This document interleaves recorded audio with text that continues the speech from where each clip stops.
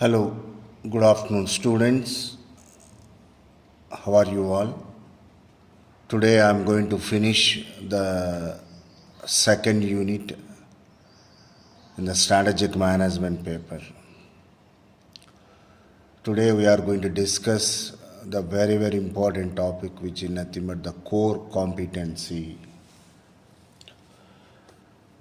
Before that, in the last class, we have discussed about the value chain by Michael Porter. What do you mean by value chain? The value chain is nothing but the series of activities which actually makes the quality product to reach to the hands of the customers. And today, to have that value chain, what are all required? Nothing but the core competency. What do you mean core competency? Core competency is nothing but unique skill. Just like in the human beings, every company will have the core competency. Let us suppose that human beings are there. Few of them are very good at doing mathematical subjects. Few of them experts in the English language. Few of them will have a very good scientific temper. Understand? These are all called the core competences. Same way, just like a human being, if you assume any organization as a human being, it also going to have the core competency. Understand? Its speciality, its skill set, which are going to be based upon the experience in the area where actually that particular organization is doing business operations. Let us take the Zio company. As you all know that it's nothing but operating by Mukesh Ambani. Now its core competency is nothing but as per the information which is available in the telecom sector.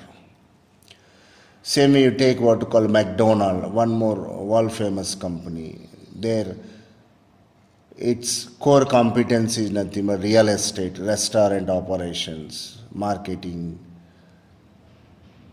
And you take the Reddy's Laboratories. They are actually known for their low cost, quality, wide range of drugs.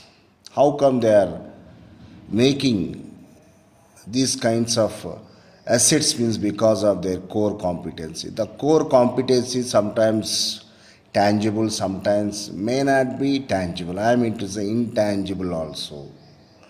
The existing employees, it's nothing but the tangible core competency, but their knowledge level, their experiences comes under intangible competencies, core competencies. So, the core competency based upon what we call resources and capabilities, which are known as the building blocks. If any company understands its resources and capabilities, based upon that, it can create its core competency. It may be successful in identifying its core competency. If these companies works on their core competencies, the chance of getting success will be more.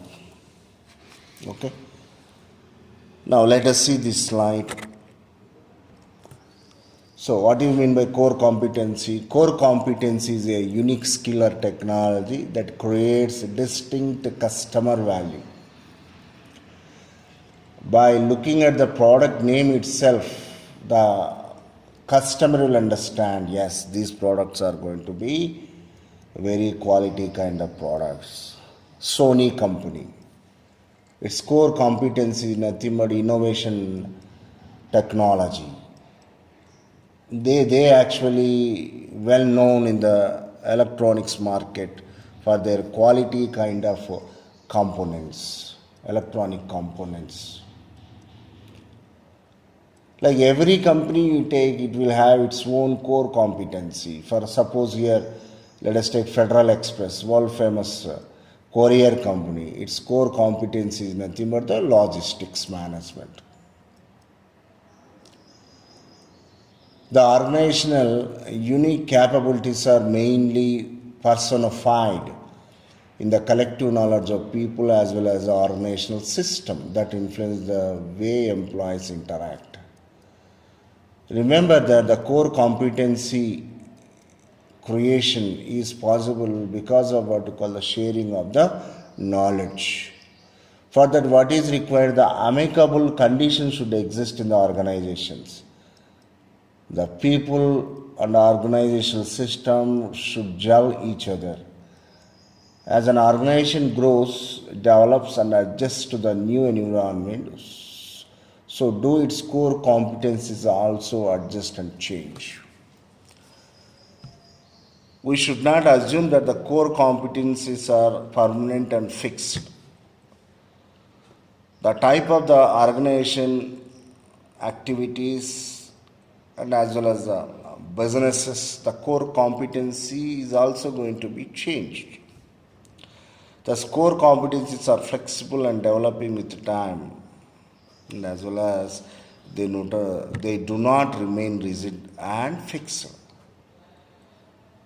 The organization can make maximum utilization of the given resources and relate them to new opportunities thrown by the environment. So, if the company knows very well its core competencies, then it can grab the available opportunities comparatively more with any other companies, and also the success of the company is going to be a very consistent. Hence, the core competency for any organization is going to be a valuable thing to be considered. Resources and capabilities are building blocks upon which an organization create and execute value-adding strategies so that an organization can earn reasonable returns and achieve strategic competitiveness. Here what is explained, the core competencies helps for achieving the set goals of the company. So, which are based on resources and capabilities, which are nothing but the building blocks for any organization success. So, here, through the available resources, the capability has been developed and again divided into whether core competency has been used or capability has been used. Based upon that, the success can be derived.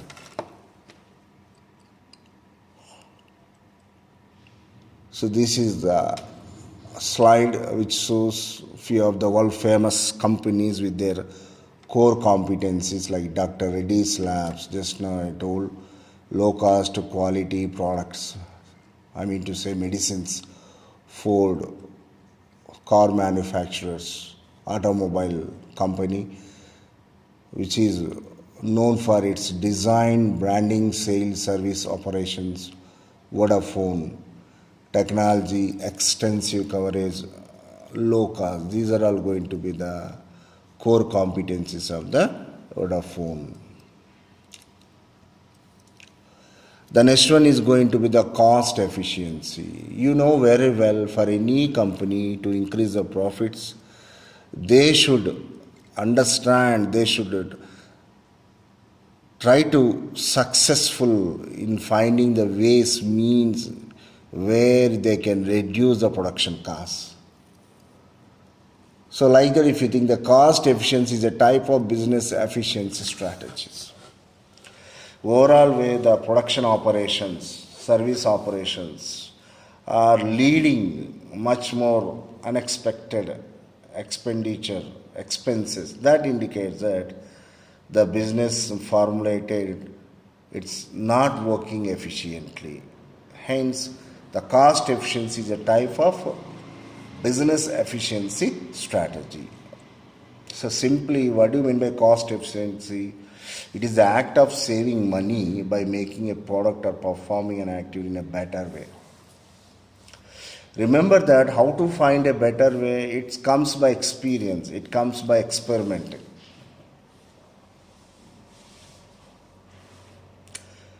So when many more number of products have been manufactured, automatically per unit production cost is going to be decreased. By that, what will it leads to the cost efficiency. This is the one way of what you called decreasing the expenditure. So, what do you mean cost efficiency? It is the act of saving money by making a product or performing an activity in a better way. Businesses measure cost efficiency by monitoring the ratio of the output produced to the cost incurred. So generally, how the businesses are going to measure the cost efficiency, it is a ratio value, that is P by Q form, where what do you find output by inputs. I mean to say, monitoring the ratio of the output produced to the cost incurred. So these are the few drivers which allows company for creating cost efficiency environment. The first one is economies of scale. So what it says, if you increase the level of production, level of output, automatically per unit cost is going to come down. So what to call this economies of scale, which is the considerable driver as far as the cost efficiency is concerned. The advantage arises due to the inverse relationship between per unit fixed cost and the quantity produced. The greater the quantity of output produced, the lower the per unit fixed cost. Just I was telling you, this is one of the technique for creating cost efficient production. What you call this economies of scale. The next one is the supply cost. Suppose that for the production unit to the actual market, more distance is there, it is actually going to lead to the more expenditure towards transportation. So what do you call this one as the supply cost? So one needs to control the supply cost in order to see the markets very much nearer to the production unit, so that to have the situation of what we call cost efficiency. The next one is the product process designs. So through these designing operations only one can create the product, one create the what we call the processes. By admitting the technology, by admitting latest innovations in the production operations like artificial intelligence, machine learning, these are all the latest softwares which are slowly started occupying the prominence as far as manufacturing operations are concerned. One can go for cost efficient production. The one more very important considerable driver as far as the cost efficiency is nothing but experience. So which is a source of cost efficiency. Generally the company which will have more experience in one area of business, in one type of product production, in one type of what we call providing services, generally they will develop techniques. They come to know the better operations, better ideas rather than the newcomers into the business. So these companies are going to yield the benefits in making what we call products, I mean to say in rendering the services. So what we call, this is a one more very very important driver to be considered as far as the cost efficiency is concerned. What we call this experience. So what are the drivers till now? We discussed economies of scale. The next one is the supply cost. The next one is the product process design. And the fourth one is called the experience. The last topic what you are going to discuss for this chapter is capability building and management. What do you mean capability? The capabilities are nothing but the organization's capacity to deploy resources that have been purposefully integrated to achieve the desired state. As I already told you, every organization will have its own assets in terms of funds availability, in terms of the human resource availability, in terms of market occupation, in terms of what you call the advanced technologies which are being used in the production. If the companies understands the better way of operating these available resources in a proper way to get to the set goal, to reach to the set objective, is known as what we call capability.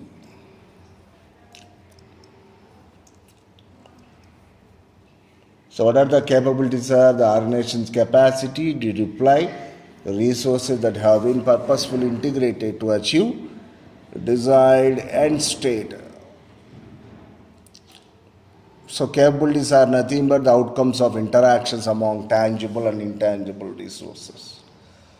How do you come to know, how do you find the capabilities? Means interactions between intangible and tangible resources, human resources and their knowledges.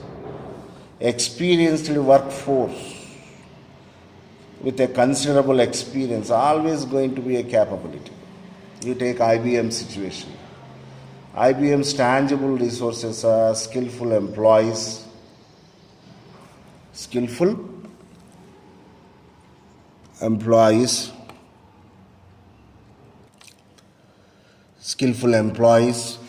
knowledge and ideas with regard to product development and market strategies employed over the period.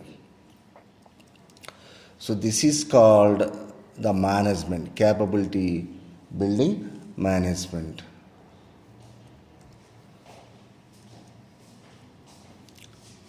So what are capabilities? Capabilities are the organization's resources that have been purposefully integrated to achieve desired end state.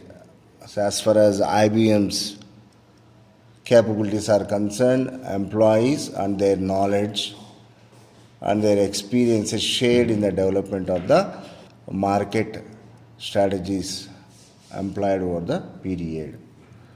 So here ends your entire chapter. So what we discussed till now, capability building and management. Next, cost efficiency drivers. Here what we learn, economies of scale, supply costs, product process design, experience. And next we learned about cost efficiency, and we came to know about what we call core competencies.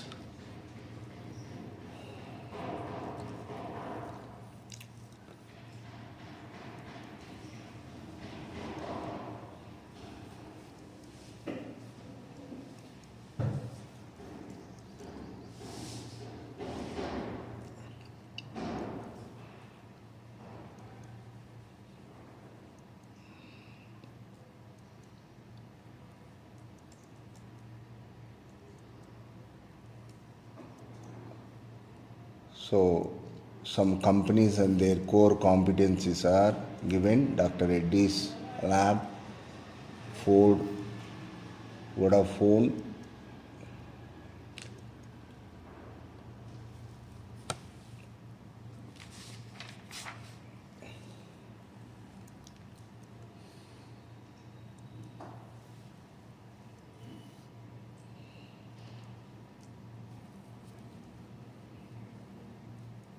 So here ends the unit 2. Thank you so much.